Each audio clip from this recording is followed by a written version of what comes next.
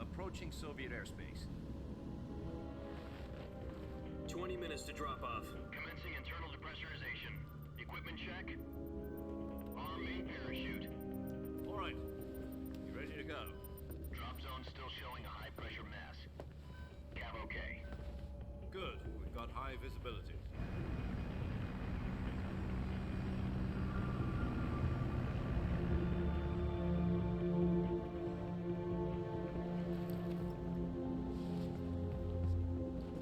Put out that cigar. Connecting oxygen hose to interior connector. Put on your mask.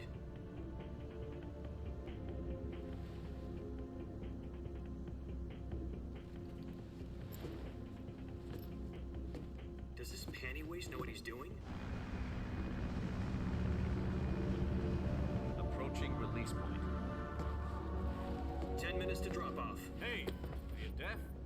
He said put out the cigar and put on your mask.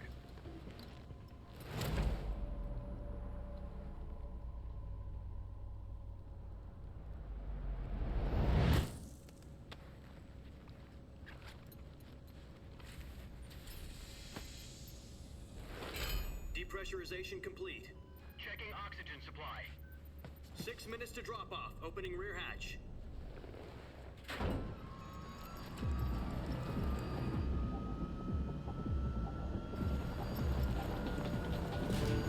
Sunrise.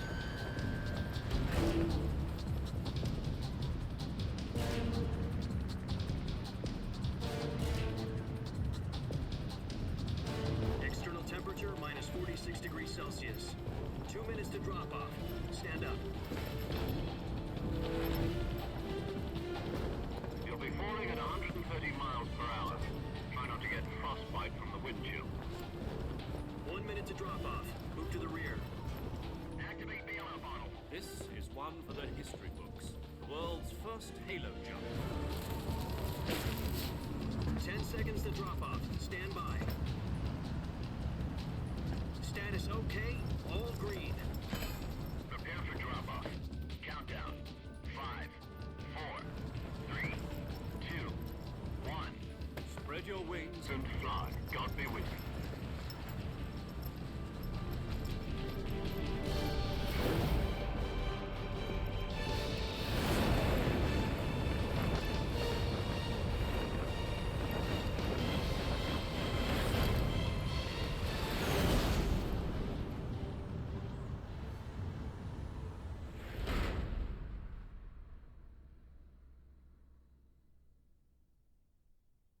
Jack, I've got some important news. The head of the CIA has finally given us the green light for the virtuous mission. Virtual mission? No, the virtuous mission. The future of our Fox unit depends on it. If it succeeds, we'll be officially organized into a unit. Virtuous mission? Sounds like some kind of initiation ritual. You know, don't get cocky. This isn't a training op. Right. So what exactly is this wonderful mission? Well, about 2 years ago, a certain Soviet scientist requested asylum in the West through one of our moles. His name is Nikolai Stepanovich Sokolov.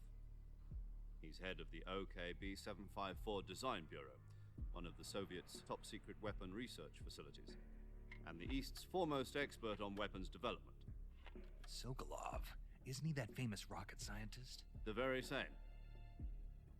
On April the 12th, 1961, the Soviets achieved the first manned spaceflight in history. The Earth was blue, but there was no God. Well spoken.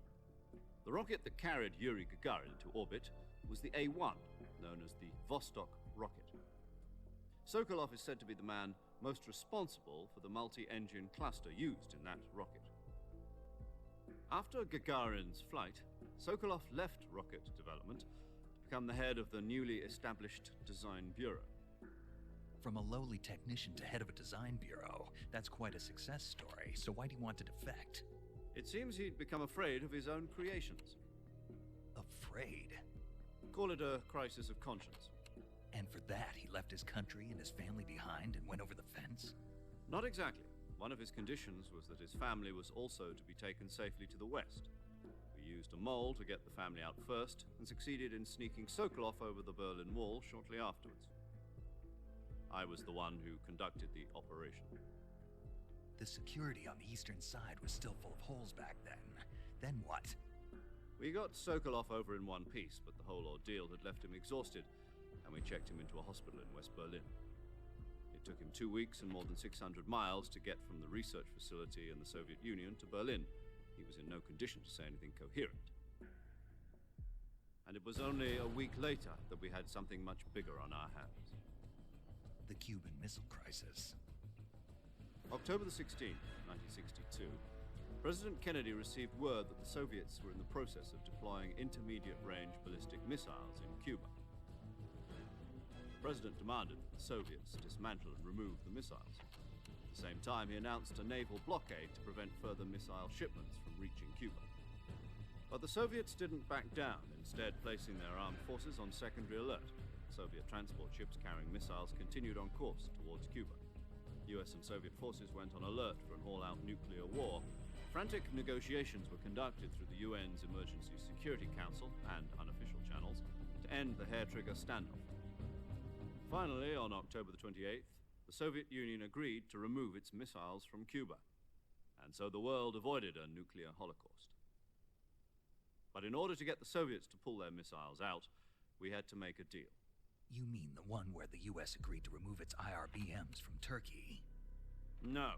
The Jupiter IRBMs deployed in Turkey were obsolete, and we were going to get rid of them anyway. They had no strategic value whatsoever to either the US or the Russians.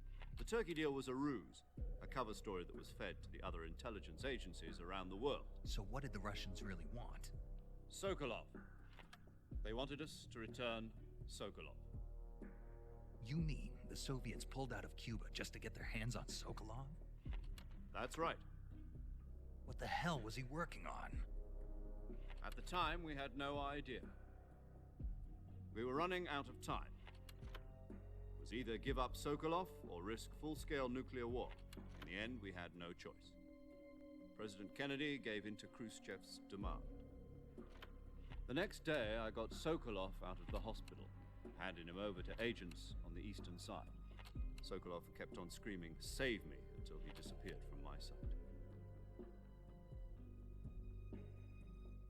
Then, a month ago, we received some new information from one of our moles. About Sokolov?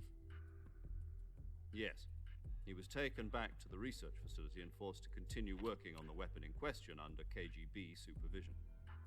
What's more, it's on the verge of completion. So what kind of weapon is it? Something to do with space rockets? No, missiles. Same technology. I guess you're right. We don't know the details, but it appears to be a new kind of nuclear device. For half a year now, the Soviets have been conducting frequent nuclear tests at Semipalatinsk. Something to do with the weapon, I assume. We're talking about a secret weapon so big that Khrushchev was ready to pull out of Cuba to get it back. Is Sokolov still in the facility? No. According to our intelligence, he's in Selinoyarsk, a place in the mountains about 3 miles to the west that's known as the Virgin Cliffs. The Virgin Cliffs. Nice name for a virtuous mission. They moved him there just recently. Why? Apparently, they're conducting a field test of the weapon, but it's our best chance to get him back. This mission would never have been possible if he was still in the research facility. This is our last chance. Sokolov must have known that too when he contacted us.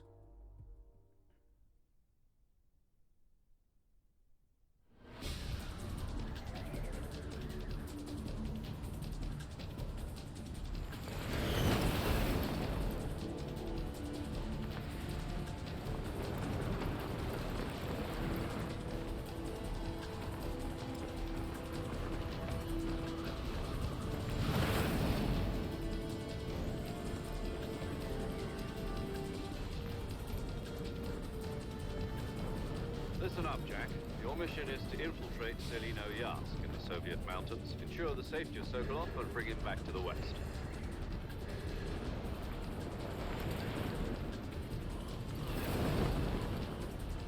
If we don't get Sokolov back before that weapon is complete, we'll be facing a major crisis.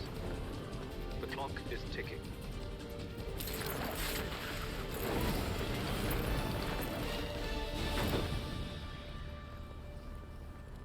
Once we've confirmed the rescue of Sokolov, stand by at the recovery point.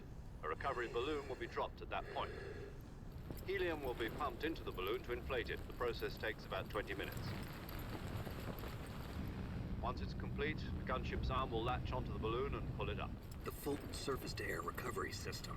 I'm familiar with the theory. Take it easy. It's been combat proven. Do you think Sokolov is up to it? The shock will be less than during a parachute jump, and the arm can handle up to 500 pounds.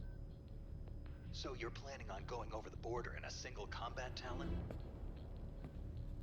She's equipped with two 6-barrel 20mm Vulcan cannons, as well as two 40mm machine guns. Sounds like she could hold her own against a battalion of tanks. Even with the fuel in the reserve tank, we're facing a 4-hour time limit. If all goes well, it shouldn't take more than a few hours. Home in time for dinner.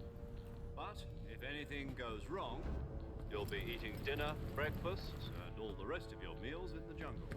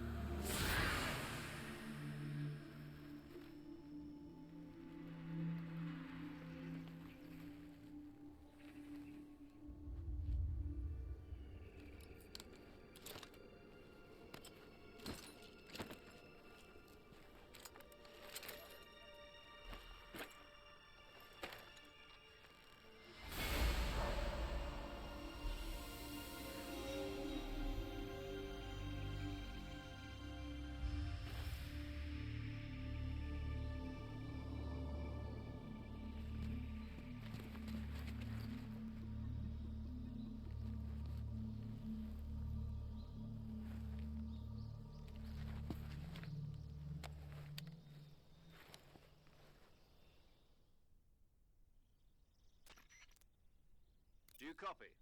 You're already in enemy territory, and somebody might be listening in. From here on out, we'll be using code names to refer to each other.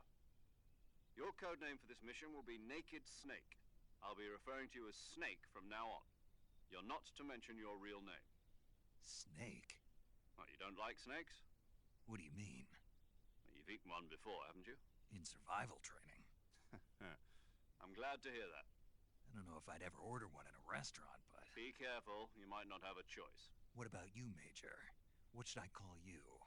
Let's see. I'll be Tom. Call me Major Tom. This will be a sneaking mission. You must not be seen by the enemy. You must leave no trace of your presence. Is that clear? This kind of infiltration is the Fox unit's speciality. In other words, weapons and equipment are procured on site.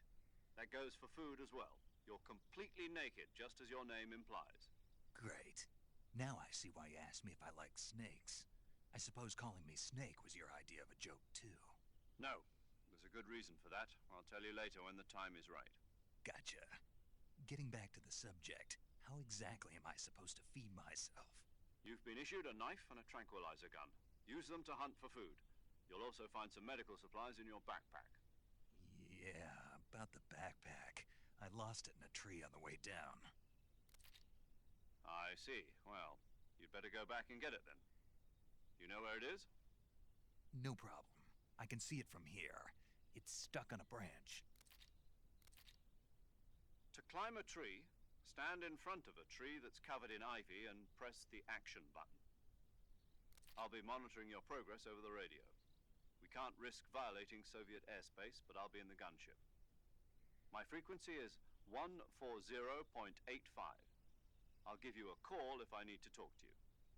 If you need to talk to me, use the send function. Okay, Snake, go get your backpack.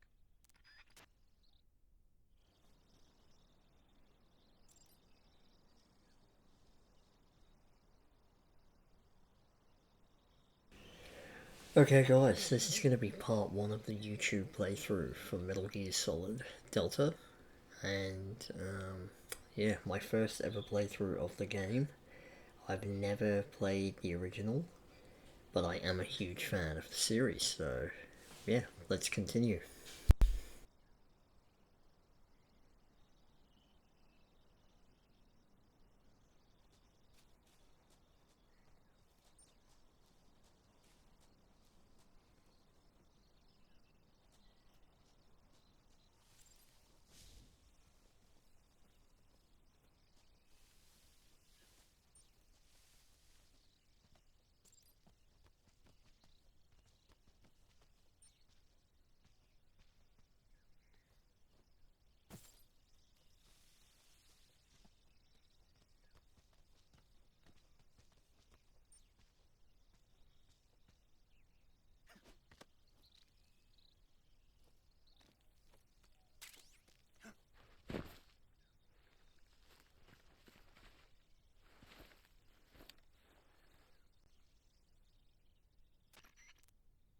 I see you've retrieved your backpack, Snake.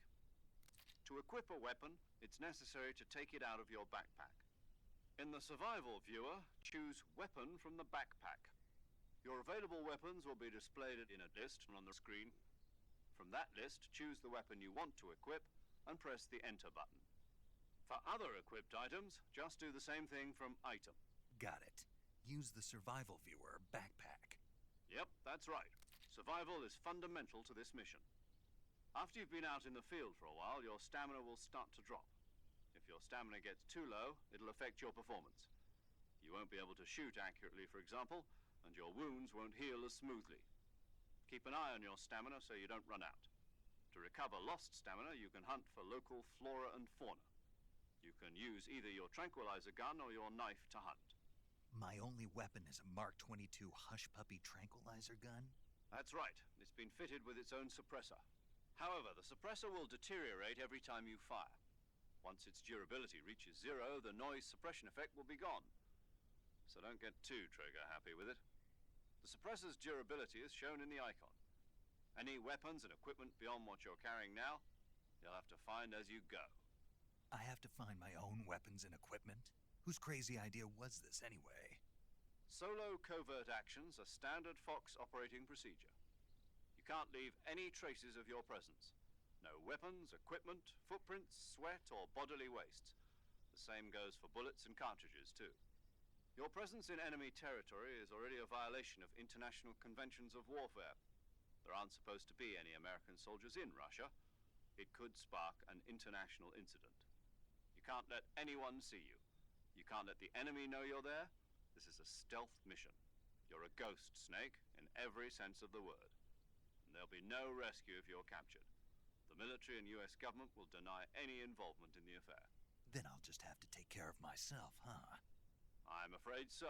You've been given a fake death pill for that purpose. SIS guidelines stipulate that soldiers on covert ops like this one be issued a potassium cyanide capsule. Tape it to your body so you can take it when you need to. How generous of you. Use it if you're taken prisoner by the enemy. It'll send you into a state of false death for a short time. Fooling them into thinking that I'm really dead. So, how do I come back to life? Just take the revival pill. You mean that thing they put in my tooth before the mission? That's the one. But be careful.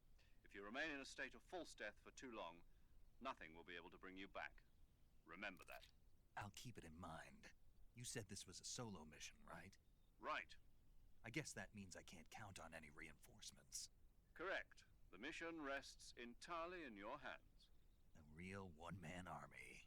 Relax. There's a support team ready to back you up over the radio. Who? I'll introduce them to you. This time, survival is of utmost importance. The first member of the support team will be in charge of monitoring your physical condition, acting as a medic, so to speak, as well as recording your mission data. She's a member of Fox as well, and she's here on the gunship with me. She? Hello, Snake. I'm paramedic. Nice to meet you.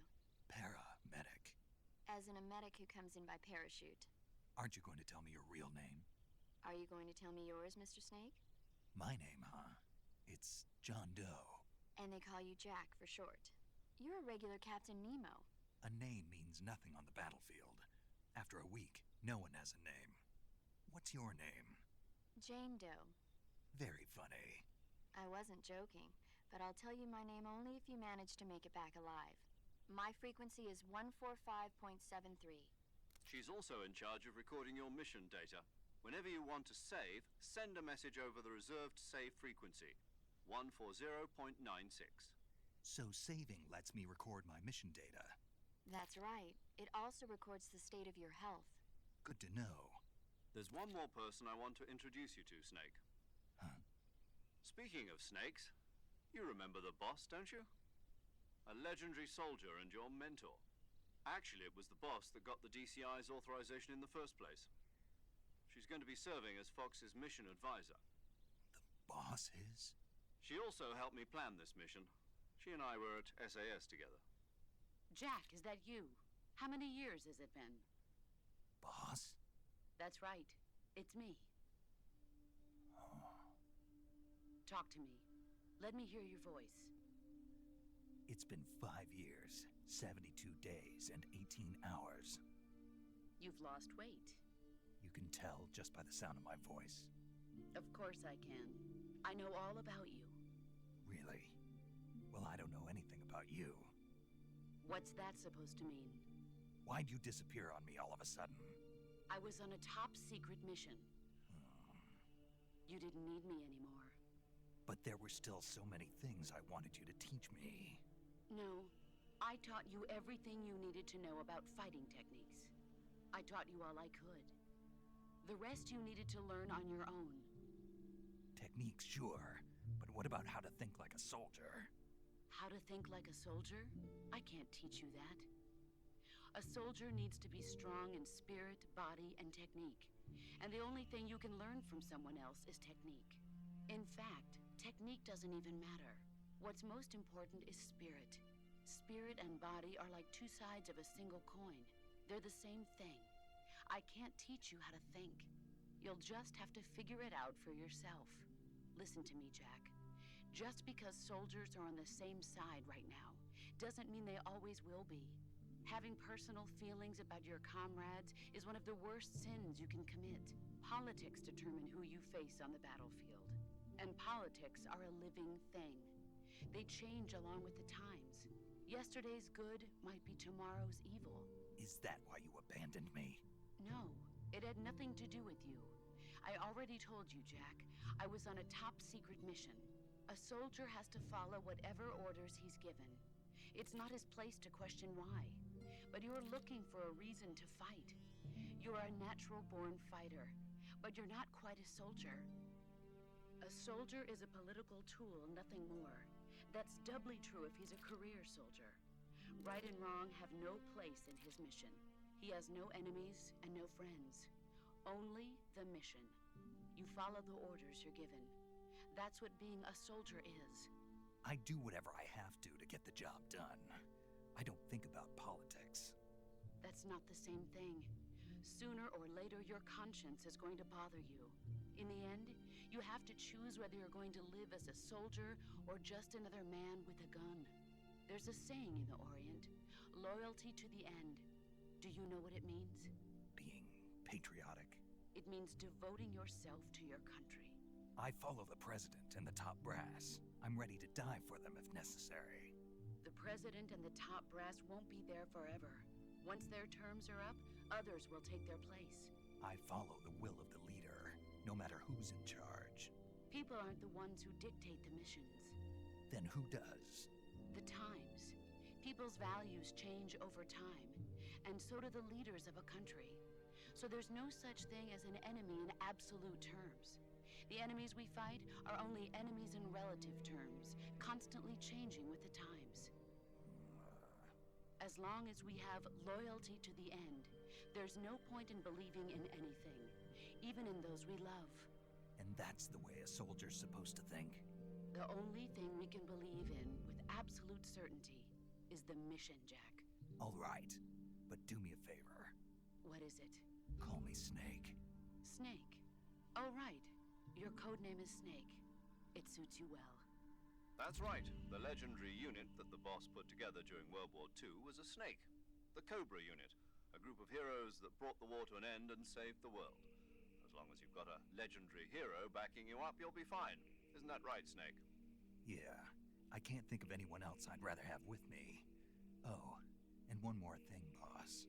Yes? It's good to hear your voice again. Same here. After all, who knows if either of us will make it out alive? Snake, you are always best at urban warfare and infiltrating buildings. But this is the jungle. Survival is going to be key.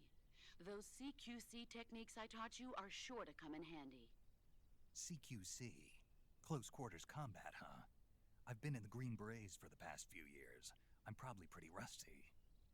Not to worry. I'll be here to help you remember. After all, this is your first actual survival mission. I'll be supporting you over the radio. Where are you, boss? Next to the Major? The boss is communicating with us by radio from aboard a Permit-class submarine in the Arctic Ocean. My frequency is 141.80. Call me if you need my advice on battle techniques. Gotcha. Your mission is to retrieve Dr. Sokolov.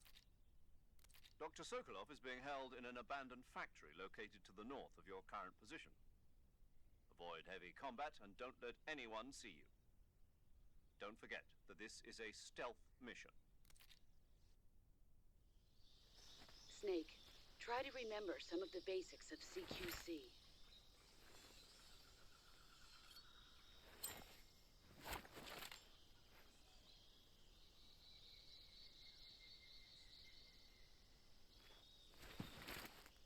Commencing virtuous mission now.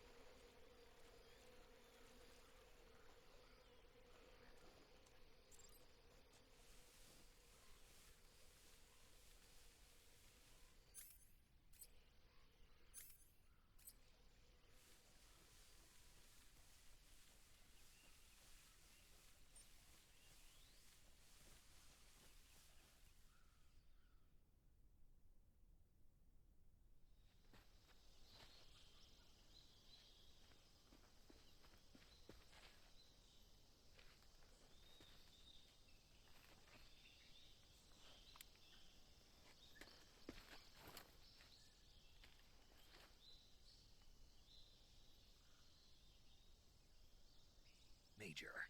I've spotted 2 enemy soldiers. They're probably KGB troops sent to guard Sokolov. AK-47s and grenades.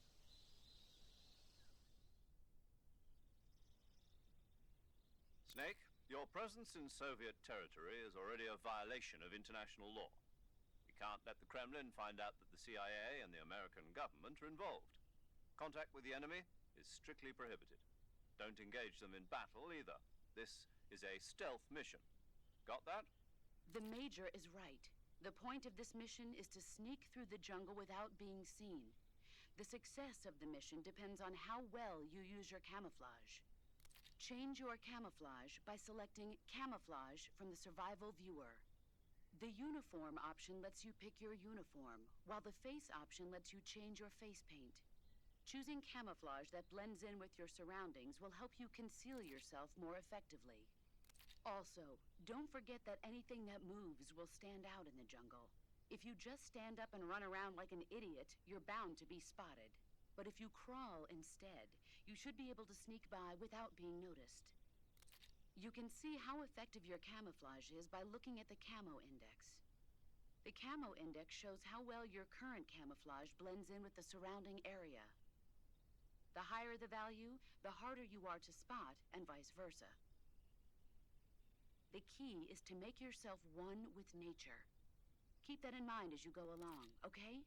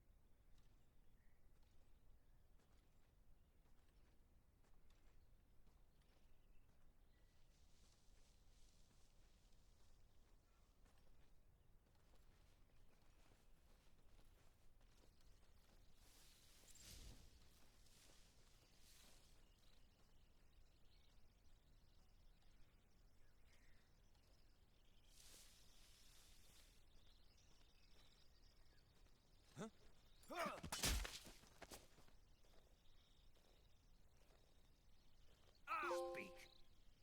We won't hand over Sokolov. Speak. Let go of me.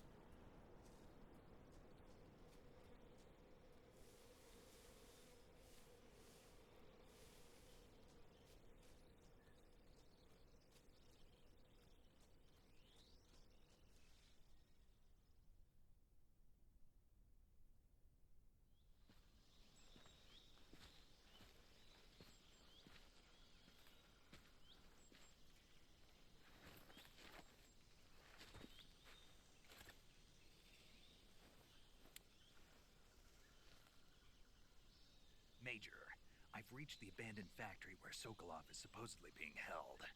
This place is a dump.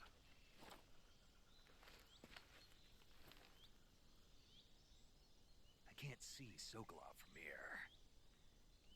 The security is pretty tight. There are sentries posted around the perimeter. I wonder how many are inside.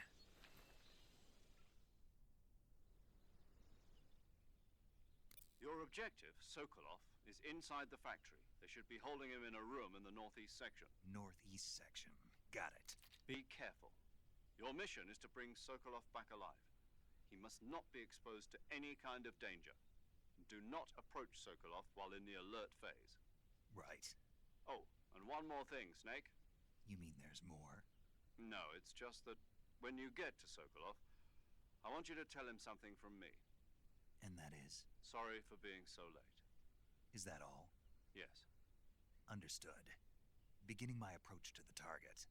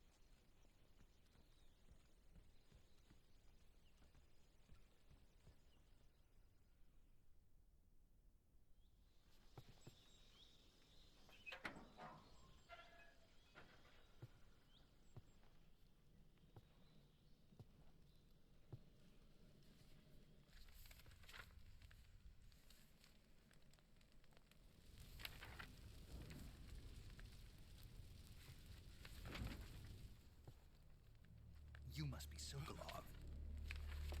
Are you one of Volgin's men? You'll never get it from me. No. I'm a CIA agent. I've come to escort you back to the other side of the Iron Curtain. You're CIA? Yeah. I was sent by Major Zero, the man who got you out 2 years ago. Zero? I have a message from him. What is it? He said to tell you sorry for being so late. Did he now? What does it mean? It means he's a man of his word. But we've got no time for this. You have to get me out of here before they arrive. Who's they? Colonel Volgin of Gru. You in the West know him as Thunderbolt. Thunderbolt?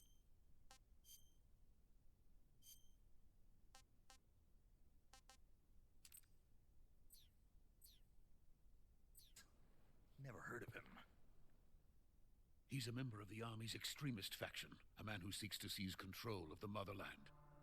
Ever since the Cuban Missile Crisis 2 years ago, Khrushchev has been pursuing a policy of peaceful coexistence with the West.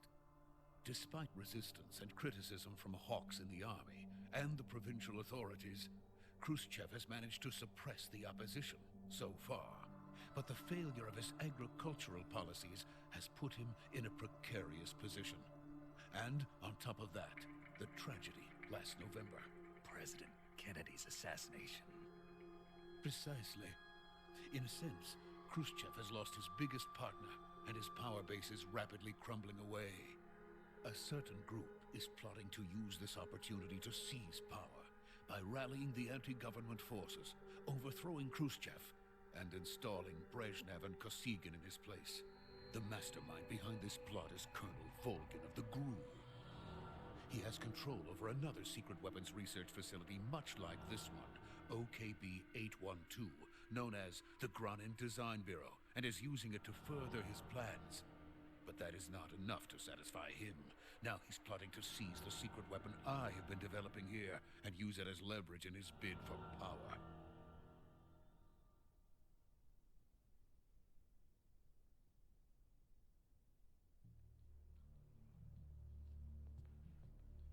The intelligence says that they are going to make their move during the test. Then, the soldiers outside. Exactly. They wouldn't need that many men just to keep me inside. Their orders were to prevent Colonel Volgin from capturing me. Even if it meant killing me in the process, or so it would seem.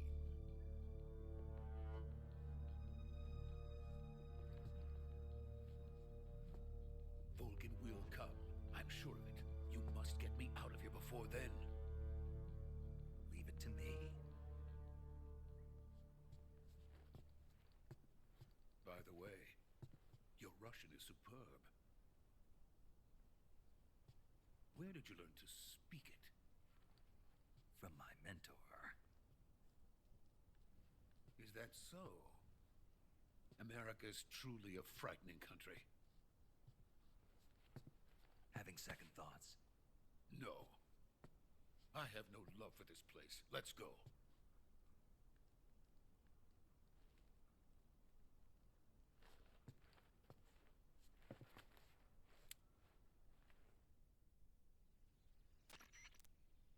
Major, this is Snake.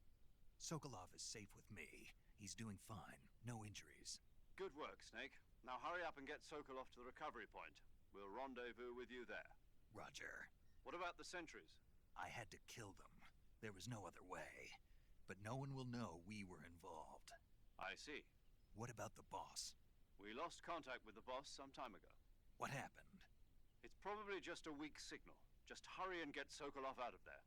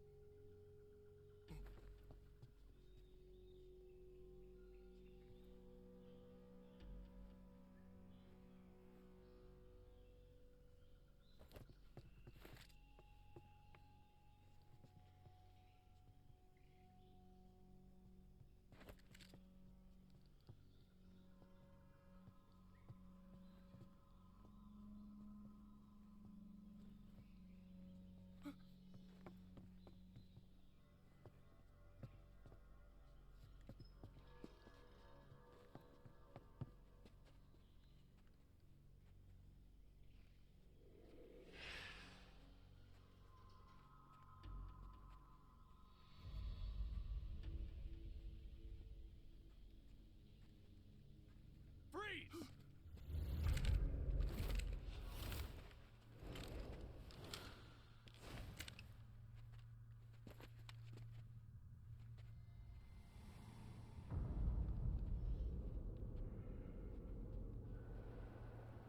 So this is the legendary boss. Huh?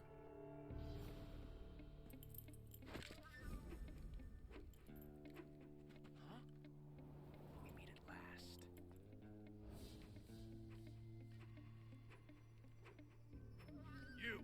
You're from the Ocelot unit of Spetsnaz. Huh. What's a crew soldier doing here? soldier.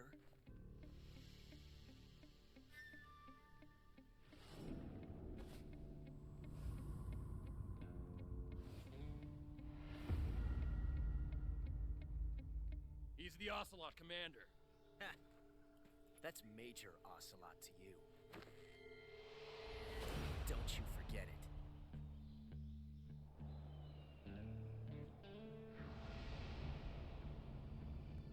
Sokolov is ours. Now get out of here. And Ocelot never lets his prey escape. What?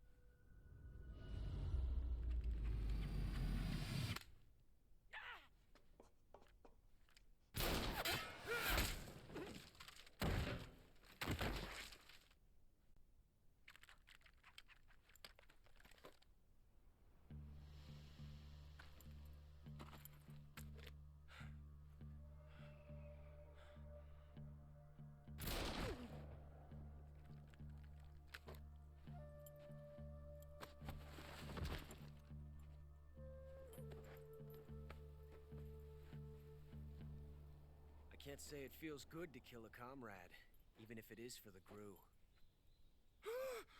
Sokolov, take cover.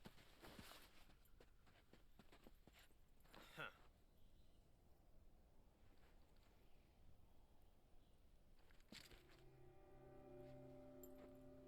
Huh.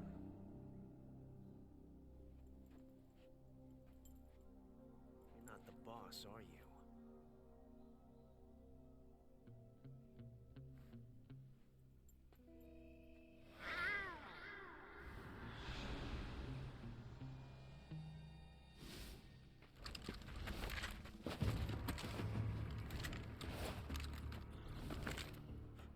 Operatives! What is that stance? Huh. That gun.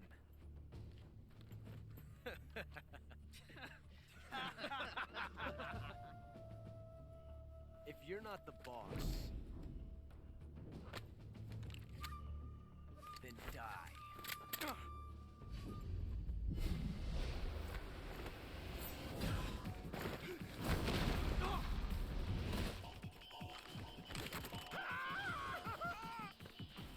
Major! Leave it! Shoot the other one!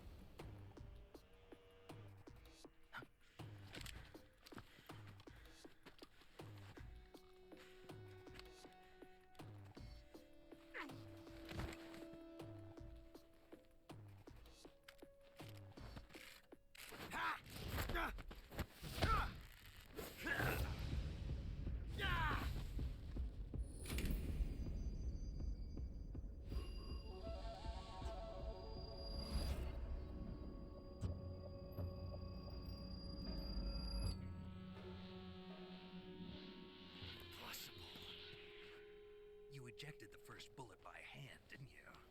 I see what you were trying to do, but testing a technique you've only heard about in the middle of battle wasn't very smart. You were asking to have your gun jam on you. Besides, I don't think you're cut out for an automatic in the first place. You tend to twist your elbow to absorb the recoil. That's more of a revolver technique. You filthy American dog!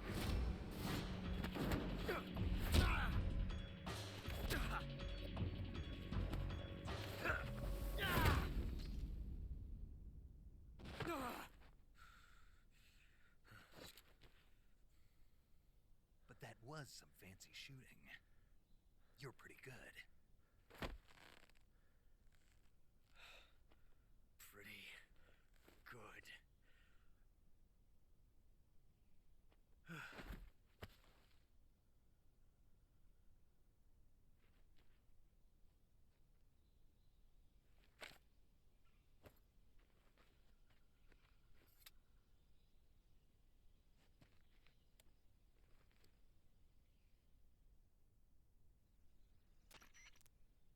Major, do you read me? I read you. Snake, you alright? I've run into a few snags. These guys were after Sokolov too. Apparently they were taking orders from a GRU colonel named Volgan. A GRU colonel? Part of an internal Soviet power struggle, according to Sokolov. Something between the KGB and GRU. Between Khrushchev's supporters and Volgan's. Sokolov was being guarded by the KGB and hunted by GRU? Snake, it sounds like this could be even hotter than Cuba. I don't like it.